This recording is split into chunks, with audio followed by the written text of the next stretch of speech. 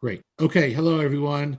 Um, Today is November 19th, and we are here at a class on Midrash on the Parsha, brought to you by the Denver Kahila. Wonderful to have you on. And we're going to start studying some Midrashim dealing with Rivka's pregnancy and try to understand what she was feeling during her pregnancy, a really interesting midrash. And before we get to that midrash, we're going to look at some other midrashim that talk about what was going on in utero, which is also really interesting. And hopefully you will find it interesting as well. Okay, so let's get started. I will open up the midrash for you to see on the screen. I will share my screen.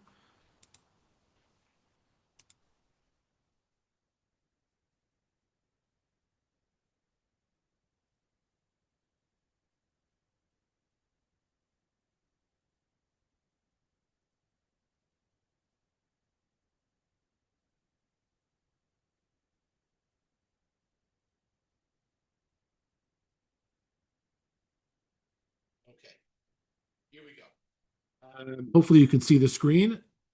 And this is a midrash on the pasuk Vayitrotetsu habanim bikirba. Let's look at the whole pasuk just so we could see it inside. It's chapter on the right hand of your screen, chapter 25. Vayitrotetsu habanim bikirba. The children were struggling in her womb. Vatomer, and she said, Im Kain, lama ze anochi. If so, meaning if I'm in this type of pain, lama ze anochi. Why do I need this? What is this good for? The translation here of why do I exist? I don't love. So I'm changing it to what do I need this for? Why is this for me? What am I doing with this pregnancy if it's going to cause me so much pain and so much suffering? That is the question that she asks, and then the rest of the pasuk is Vatelech lidrosh et Hashem. Then she goes to inquire of God because she wants to know what's going on and is the situation going to get any better for her. That is the pasuk that the midrash that we're going to study is talking about. Okay, so let's jump right into this midrash. It's going to explain to us what the battle inside her womb was about. And we have to understand what the rabbis are doing here is they're sort of retrofitting they're retrofitting their understanding of the historical relationship between Yaakov representing the Jewish people and Esav representing the Gentile world, and they're sort of going to retrofit that onto the midrash. But I'm not so interested in that. I'm interested in understanding conceptually what the rabbis are saying about this relationship. So let's look at the midrash now, where it says, the children were agitated within her. Rabbi Yochanan and Reish Lakish. So Rabbi Yochanan and Reish Lakish each had their own take on what was each had their own take on what was going on in her womb. Okay, they each have their own take on that. So let's see what their take is. Daphna, is that you? Did you make it back? Yeah, that's me. Great. Had my Welcome toddler beckoning me. Okay. Rabbi Yochanan Reish Lakish. Rabbi Yochanan Amar Zeh Ratz Laharog et Zeh V'Zeh Ratz Laharog et Zeh. Right? Esav and Yaakov are in utero, and they're each trying to kill each other. This one ran to kill that one, and that one ran to kill that one. And the word play here is based on Vayit Rotzitzu. You see the word ratz, which means to run in that word, Vayit Rotzitzu. So they were, the reason it's like Vayit Rotzitzu, it's like the word is doubled up because one ran and the other ran. right? They each ran to kill each other in the womb. And again, we have to remember that the rabbis are thinking about the historical relationship between Esav, representing the Gentile world, and Yaakov, representing the Jewish world. That's Reish Lakish's view as to what was going on and to why Rivka was feeling this discomfort, if you will, in her womb. Reish Lakish Amar, Ze matir tzivuyav shel zeh, v'ze matir tzivuyav shel zeh. They each were permitting what the other said was forbidden. So that seemed, well, we'll have to try to unpack what that means, but the wordplay for Reish Lakish is, again, vayitrotzitzu. If you look at the word, it's here you have the word tough reish, which is two of the letters of matir, permitting, and then you have the tzadi and the vav of tzivui. So they're playing with these words a little bit, that one would allow matir, the tzivui, the commandment of the other that says was not allowed, and vice versa. Those are the two views of one of Rabbi Yochanan and one of Reish Lakish. So I'm interested to hear if anyone has any sort of conceptual explanation, right? What are Rabbi Yochanan and Reish Lakish arguing about, right? When they say that what was going on in utero was that either they were trying to kill each other, or they were arguing, and one was saying what you say is forbidden, I say is permitted, and what you say is, and the other, and vice versa. Any takes on what this argument conceptually could be? Anyone want to share a thought on this? It looks like everyone's muted, so if you want to speak, please just unmute yourself and go ahead. Any takers? Last call.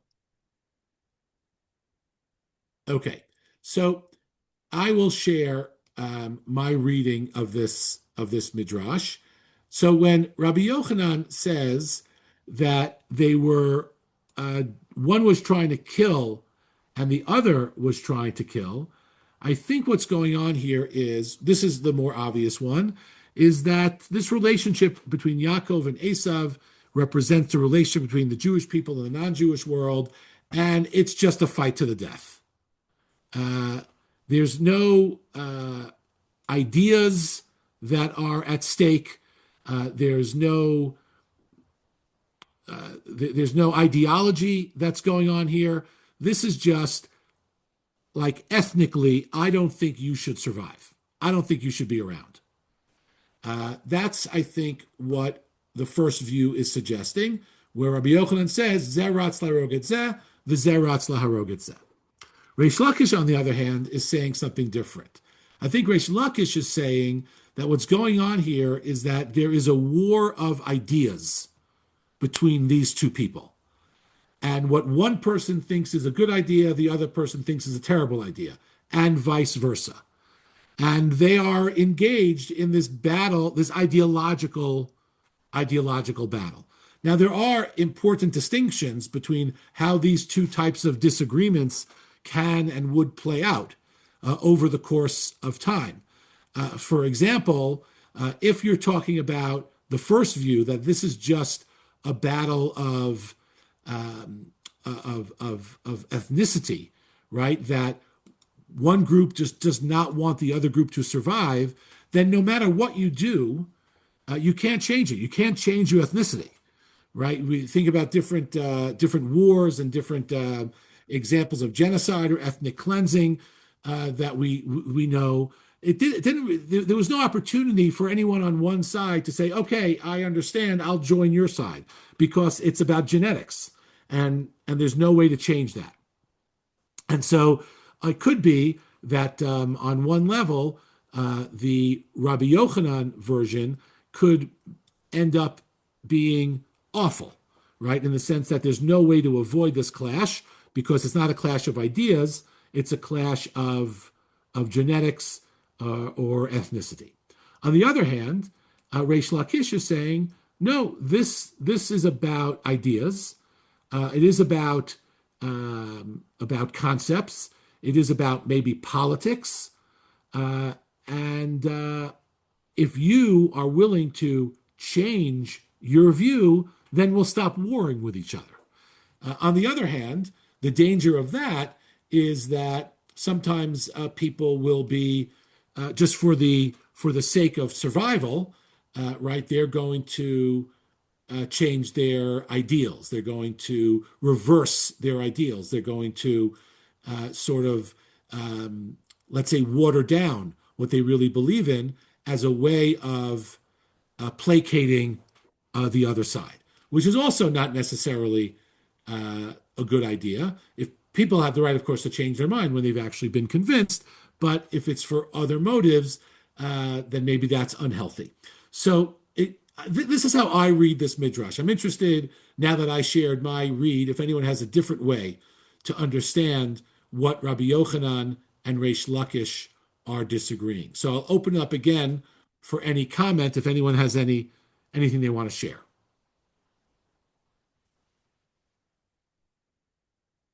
Any thoughts? Rabbi, Yes. any mother, when the baby kicks, it's not comfortable. It's exciting for the first one, yay, but it's not comfortable. And if you've got twins, it's not comfortable. So, what actually was she experiencing? Well, we're going to get to that in a minute.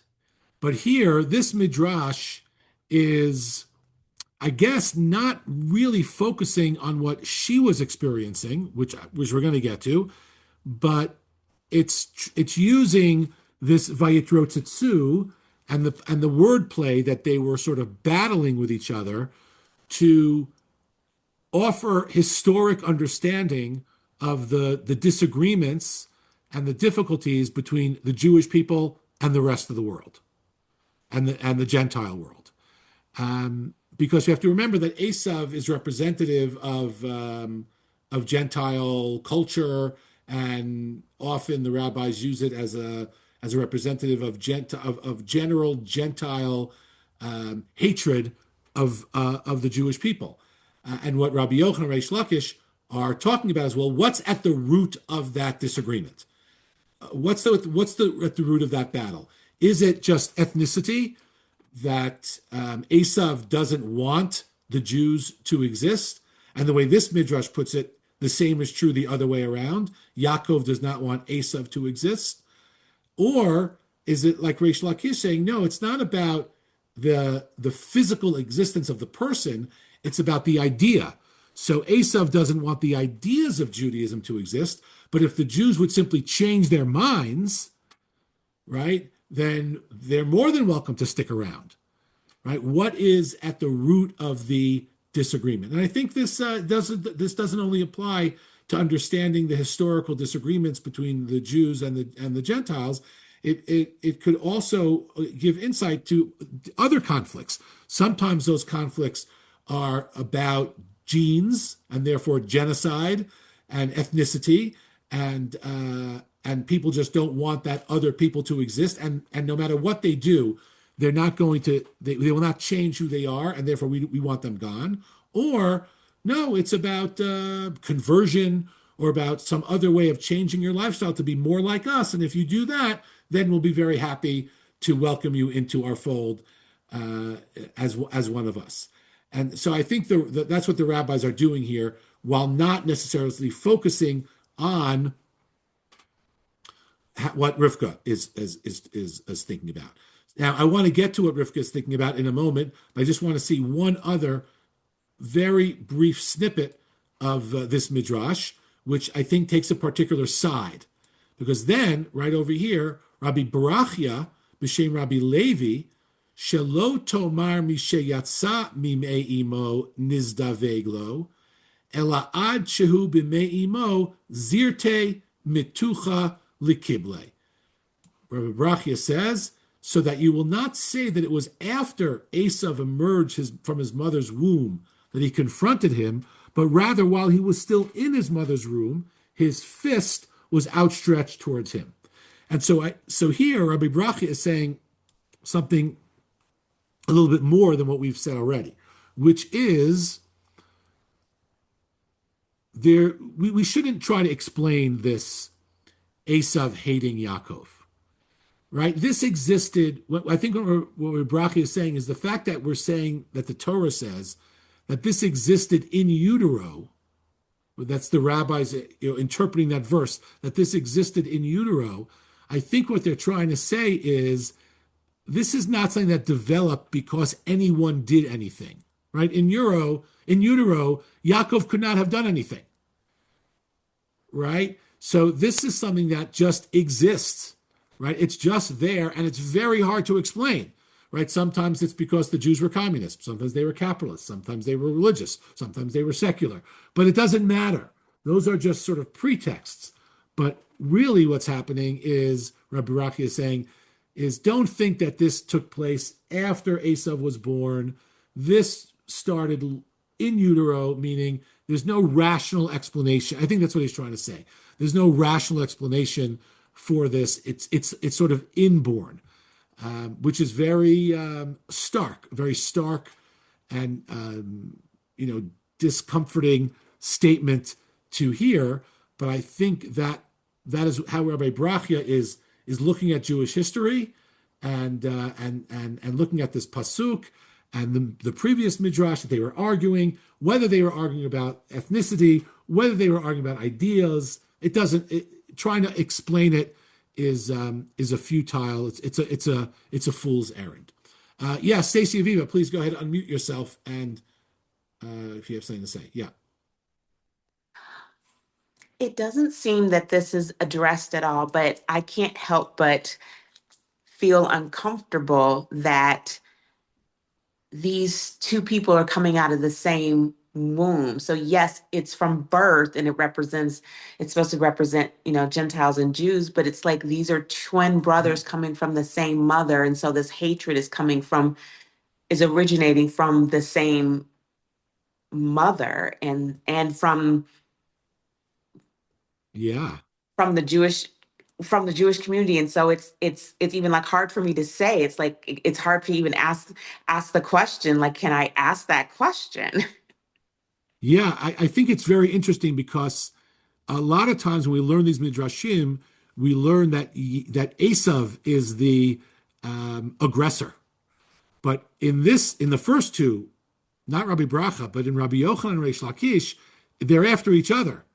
Now, some of the commentaries on the midrash say, well, the only reason Yaakov was after Esav in utero is because Esav started. But that's not what the midrash says, right? That's a commentary, I think, uncomfortable with the very thing you're uncomfortable with, Stacey Aviva. And therefore it's saying, well, they both come from the same place, but Esav started. And ultimately Esav leaves the fold, and so he's not really Jewish, even though you raise an interesting question, his roots are. I actually was thinking about this. So I think it's a great question, and that's one of the ways the rabbis address it, is by saying Esav started, and Yaakov, representing the Jewish people, were only acting in self-defense. Again, even though that's not what the midrash says. I was thinking something a little along similar lines, which is this is not about Jews and Gentiles. It's about human beings. We all come from the same place, right? We all come from the same womb, right? We all come from the same father, God, right? The same parent, God. And we still manage to find ways to be at each other, right? To battle and to fight and to kill each other. And maybe that's the tragedy of this midrash. And maybe that's the lesson of seeing how these fighting brothers, because if they came from different mothers, then we could maybe explain it away. But here we have these fighting, literally brothers coming from the same womb as a way to remind us that whoever you're fighting with in this world is your brother or your sister. Even if biologically they may not be, ultimately they are. And that's a sad thing to realize, but I think it may be a very powerful message that the rabbis are trying to give us by sort of injecting conflict, right, into Rivka's womb, because the rabbis could have simply said, "Oh yeah, she was having contractions, or the baby was kicking, or whatever, or right, or whatever the case may be." But they didn't, because they saw it as an opportunity to teach us, and I think that's what they were doing here. So, okay, now on to this other midrash about um, what um, what Rivka was feeling. So this was a really fascinating midrash. So Vayidrotetzu banim bikirba, right? The babies are kicking or moving around, and Rivka says, "Lama ze anochi." What do I need this for? So the midrash first does this, which I think is so great.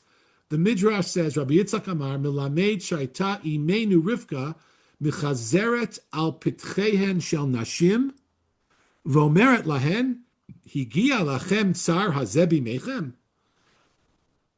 What did she do? Um, I'll scroll down to the English. It teaches, then I'll go back to the Hebrew, that our matriarch Rebecca was circulating around the entrances of women's houses and saying to them, "In your days, did you experience this suffering?" So I thought this was just like remarkable. Like today, and this is a good thing, right? Today, if this type of thing happens, we go to our doctor. But what we miss out is this like communal wisdom. We miss out on this communal wisdom. And the beginning of this midrash is Rivka going to other women who have already had babies, the mothers in the around where she lived, and saying, "Hey, is this normal?" Which I just thought was lovely, right? That she was seeking out comfort and advice. Now, it's not that I don't know, they didn't have doctors, but they had midwives, and she could have gone to a midwife to ask this question, who were the pregnancy experts of the day.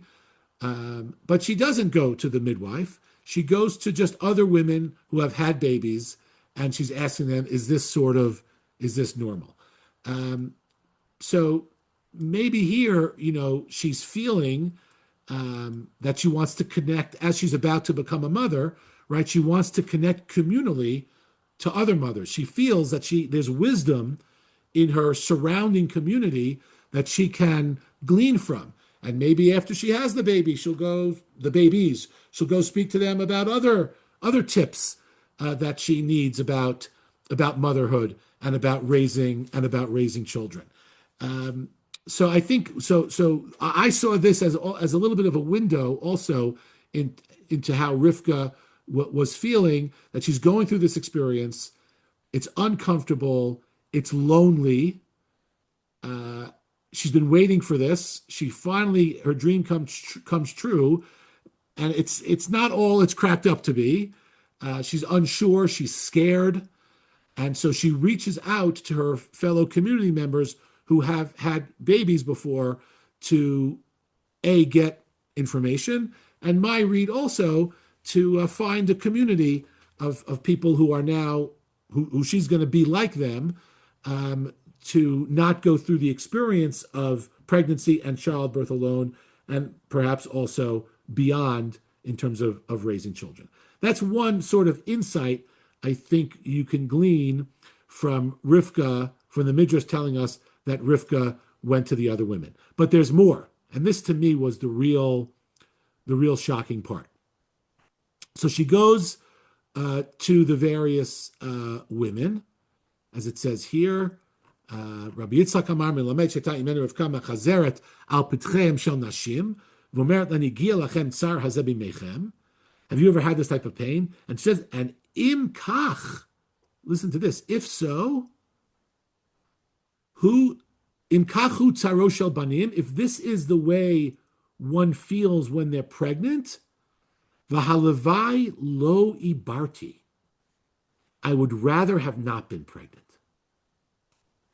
Let's just get to the English. Hold on one second here. To the English translation.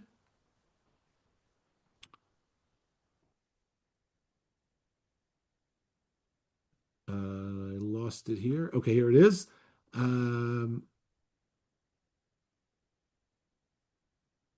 if this is the suffering that comes with children, had I only not conceived. I thought that was really unexpected and surprising. And I'm wondering if anyone has any thoughts on that. What do you make of Rivka's statement? What's behind it?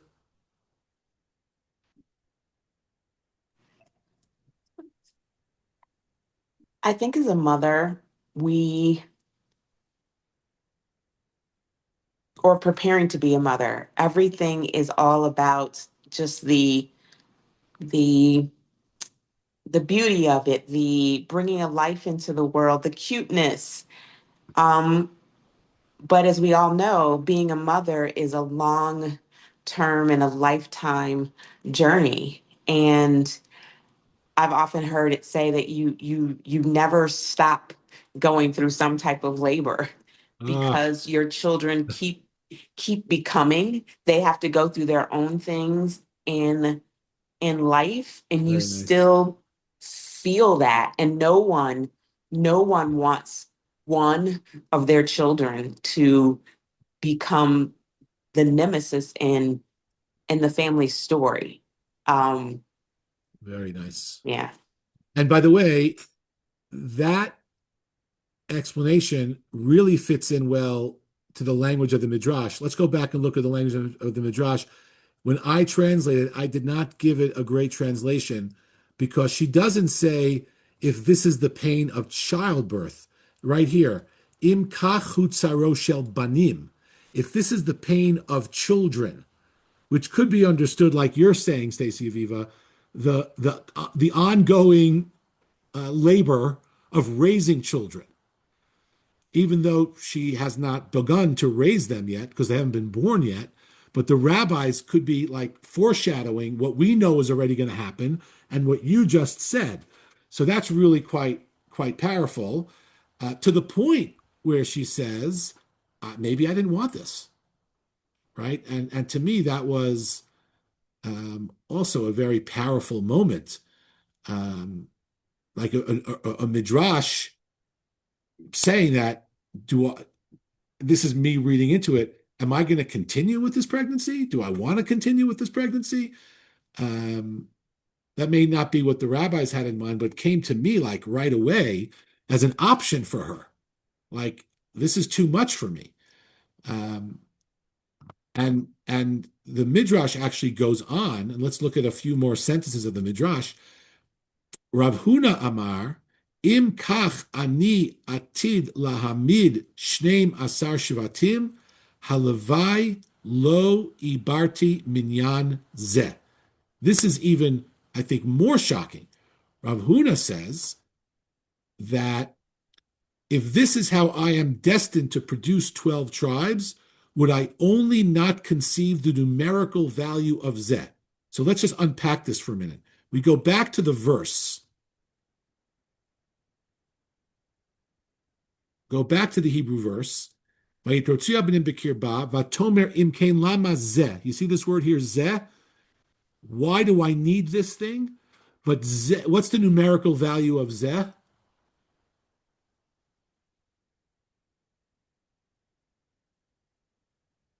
7 and 5 is, this is not a trick question, 12. 12, right? So, and how many tribes are there? 12. So, what this midrash is referencing is another midrash, which is that it was really Rebecca who was going to or was worthy of giving birth to 12 sons who would become the 12 tribes. And that's what she says in this pasuk. Lama ze anochi. What do I want these 12 for if this is the pain it's causing me? Or to take Stacey Aviva's read, if it's going to cause me so much angst down the road. And the rabbis then say, well, then that's why actually Rebecca did not give birth to the 12 tribes because she sort of didn't want it. And ultimately it was to Rachel and Leah and their concubines that actually produced the 12 tribes. But this is really interesting, right? Because what we're seeing here, Leah is saying, I have the capacity to be the mother of Israel, right? The mother of the 12 tribes. I'm not sure I want it. This is too much for me. That to me was a really interesting insight into Rivka, and into the experience of pregnancy.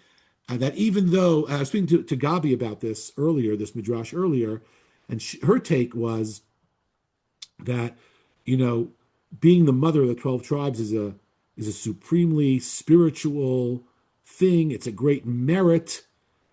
But when you're physically like not feeling well, it's very hard to tap in and to focus on the spiritual, because what's on your mind is, I don't feel well. I feel terrible. Like we read this about Holocaust survivors, and more recently we've read this about some of the hostages that were returned who are starving. At some point, all you can think about is your physical comfort, is your physical need. I just need to. How am I going to get that next little bit of food? And it's very hard to think about anything else. And maybe that's what's going on here with Rivka, right? That she's so uncomfortable that even the promise of being the mother of the 12 tribes, it just doesn't move her. It doesn't help. Lama ze anochi. What's the point of these 12 if I'm going to feel like this? And it really, to me, it really humanizes Rachel, and allows us perhaps to relate better to her, and to understand that this is the way human beings work. Even if you're one of the imahot, right? You these real human struggles are sometimes very hard to overcome. And I'll tell you that something that came to mind. I think this is very provocative. I think a lot. I'd love to hear if you think I'm way off here, right? Esav's born first, right? Rebecca's son. Esav's born first. He has the right of the firstborn, and he comes back from his hunt, and he's hungry. And Yaakov says, "I'll give you food. Let's just trade the right of the firstborn for this bowl of food." And Esav says, "Great, I'm going to die anyway. What do I need it for?" And there also it could be he was just so hungry and so physically needy that the promise of the firstborn didn't matter to him. And I'm thinking maybe that he got that from his mother, who also said something similar. The promise of being the mother of the 12 tribes in the face of this terrible pain also doesn't matter. I think it's a provocative idea, and not such a positive outlook on either of them. And I'm not sure if it's right, but I couldn't help recognizing that similarity between what Rivka says here and what Esav says when he's willing to sell the birthright. So those are the two midrashim I wanted to share. The midrash about what's at the root of this disagreement, of human disagreements, right? Are they essentialist disagreements that people just don't want people who are different than them to exist?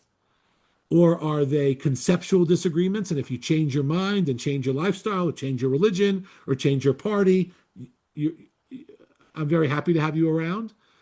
And the second midrash of Rachel, of Rivka, first of all, how I think she's lonely and therefore goes out to seek the advice of other women and the comfort of other women.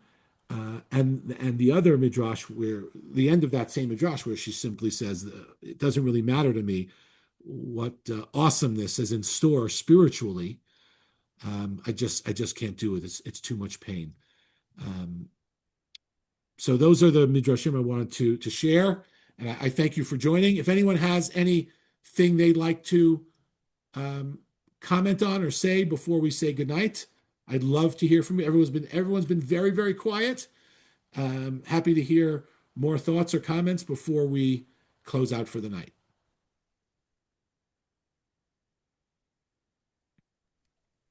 Hello. Yeah, Serena, please. I usually tend to go more for the Peshat than the commentaries. Yeah. It's how I was raised, and it actually resonates with me to see what the words mean. But you've given me a new idea about that. The words actually said, "Why do I want children if this is what it's going to be like?" So, yes, so not just the childbirth or the pregnancy, but does the Midrash say whether the other women answered her and told her, no, this is not what it's like? No, that's Um, great. It would have been that would have been a great that would have been a great addition. But no. Let's see. Um, no, no. I love the idea of her speaking to other women. She's making a support group. She's got to be the loneliest Jewish woman in the world because she was exported into, imported into Israel Hmm. and came with only a nursemaid that I know of and Yeah, had no mother in law and had no sister or that's right. anybody. She had Hagar, no, in theory, at a distance, but as an outcast, and she's now in. So there's going to be, if they ever meet, there's going to be issues. Yeah.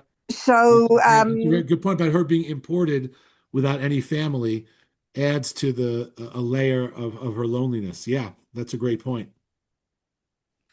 and yet she does this thing about not sharing stuff with her husband, like not telling him. Is that true that she didn't tell him about this advice she got about the babies um and for sure not telling him later about the each having a favorite child and Yeah.